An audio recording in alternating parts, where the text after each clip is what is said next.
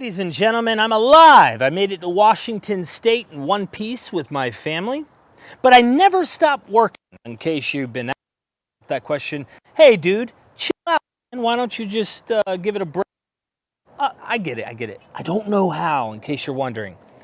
So, I was getting haircuts for my kids today and realized that Gnostic Informant went live with a legend. And for those of you who didn't recognize the god, it was John Dominic Crossan. And yes, we caught him before his apotheosis. You'll look back to this day in history and say, these men actually did something quite miraculous in these times. I'm outside enjoying the wonderful weather, waiting till I can move into my rental property while I'm at my parents'. In the meantime, I'm working to bring you what you love the most. So I watched this episode where Luke Act's perception of Paul is being discussed on Gnostic Informant's YouTube channel. Go subscribe if you don't want eternal conscious torment. This is not a joke. Pascal's wager that joker. Anyway, I asked some interesting questions. Is Luke really a companion of Paul? Is there any contradictory evidence that says otherwise? And of course, Dom says yes. And in his book, Render Unto Caesar, he says yes, and he gives you evidence. However, Christian apologists don't say so.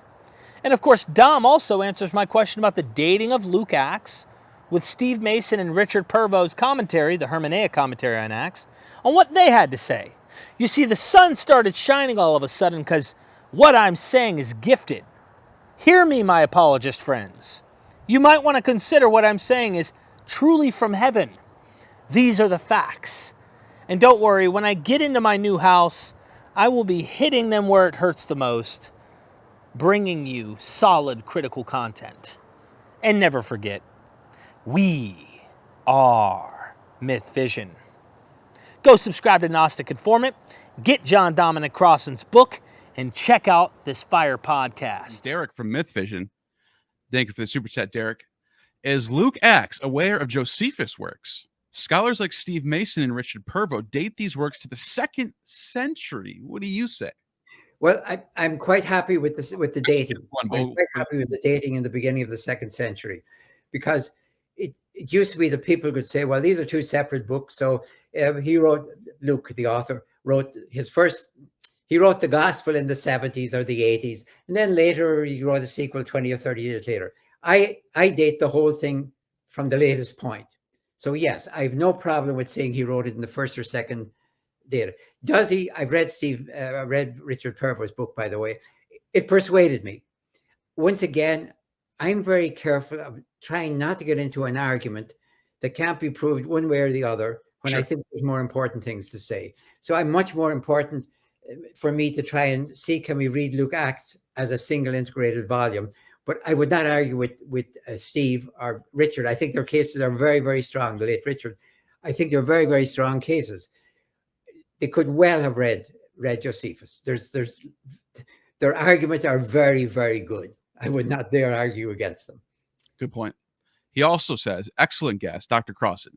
How do we know that Luke Acts isn't written by the companion of Paul?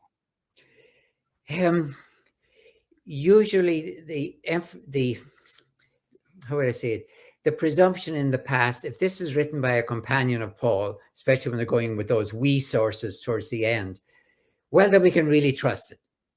You can surely trust a companion because he's going to tell you. You can't have, I doubt if you could have a companion of Paul writing around the year 120. Now, I have great respect for people who are 80 years of age. You get my point, I think. But I don't know. That's pushing the age limits. So you can't have it. If you have it written in the 70s, which I can't think, then you might have a companion. But here's the important thing. I think we should take seriously the we sections. I think Luke, or the author at least, has a source of somebody who has a travel log. Now, if you're traveling, you have a travel log, went here, went here, went here, went here, went here. I did it when I was in the Middle East all the time. I started off with a travel log with just where I was going to go. By the end, when I was finished, it was all filled in. So if I gave it to you, you think I planned this whole thing magnificently from the beginning. No, I planned where to be, and then I did whatever I had. So I'm imagining the we were at travel. We did this, we did this, we went here, we went here. And I think that's quite accurate. Now, but Luke puts in there, so for example, he sails into Miletus. Well, you could do that in the 1st century. You won't do it. We went to Miletus in a nice air-conditioned bus today. You won't sail into Miletus now. The whole thing is filled out. But did he give a talk to the elders from Ephesus who came to Miletus? No, that's Luke. That's Luke. But I think there's a travelogue. So Luke has excellent information. Watch the interpretation because it's Lucan. Yeah. That's a good point. Thank you for that. Thank you, Derek. And another one from Derek, and I think this is the last one from Derek. Is it obvious that Luke Acts contradicts Paul? Any examples of clear contradictions between Luke Acts and Paul's letters? Okay, I mentioned one in passing, who's guarding the gates of Damascus, but let me go with another one. Luke gives you 3 different accounts, as you well know, of Paul's conversion, let's call it. He's not converting, obviously, from Judaism to Christianity. He's converting from being a persecutor to being an apostle, but let me call it conversion. He gives you 3 examples of it. I sometimes think he doth protest too much, but in any case, what is crucial in there is that Paul is not called to be an apostle. He gets 3 calls, but watch what's never said. First of all, he's blinded. He's blinded by light. Well, you don't see Jesus when you're blinded by light. And in fact, when he hears the voice, he says, who is it? Now, Paul lives and dies the fact that he has seen the Lord. That's what makes him on a par with Peter and all the others who have seen the Lord both during his life and also, of course, after his death in visions of the resurrected. If Paul has not seen the Lord, if he's just had an audition, he ain't on a par with them.